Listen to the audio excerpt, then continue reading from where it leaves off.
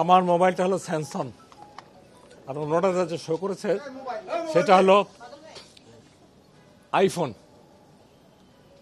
তখন আইফোনকে আমি ব্যবহার করি স্যামসাং। ওনারা কে কি দেখালো ওনাদেরকে জিজ্ঞেস করবেন হোয়াট ওয়াজ দ্য ডায়লগ। আমি এটা কিছুই জানি না। আমি এই সম্পর্কে if I say less it is better.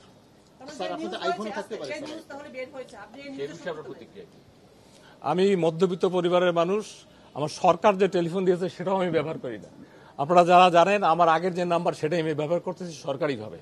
Sir এই যে সত্যতা আছে কিনা, তাহলে আর সত্যতা না থাকলে আপনি ব্যবস্থা নেবেন কিনা?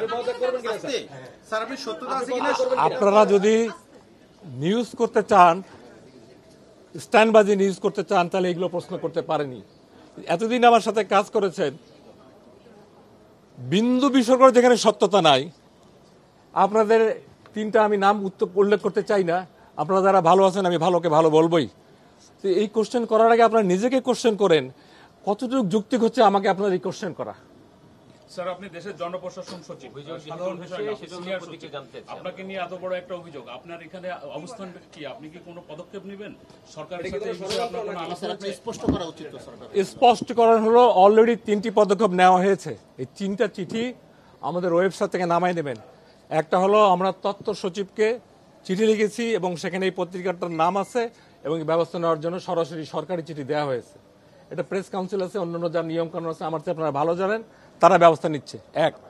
2 নম্বর হলো যাকে কেন্দ্র করে এই ভুয়া লোক, তাকে তার বিরুদ্ধে আইনানুগ ব্যবস্থা নেওয়ার জন্য স্বরাষ্ট্র সচিবকে লেখা হয়েছে, যাতে তারা মেবি 1-2 দিনের মধ্যে যখন আমরা নিউজ করতে পারবে হি উইল বি অ্যারেস্টেড এবং রিমান্ডে তার চলে যাবে। 3 নম্বর হলো যে ব্যাংকারের অনভিজ্ঞতা অথবা ভুলের কারণে ব্যাংক অ্যাকাউন্টটা খোলা হয়েছিল, বাংলাদেশ ব্যাংকের গভর্নরকে চিঠি দেওয়া হয়েছে। এই ব্যাপারে শুধু ওনার ব্যবস্থাই হবে না, অন্যান্য ব্যাংকেও যাতে এরকম আর কোনো সমস্যা না হয় সেই পদক্ষেপ নেওয়া হচ্ছে।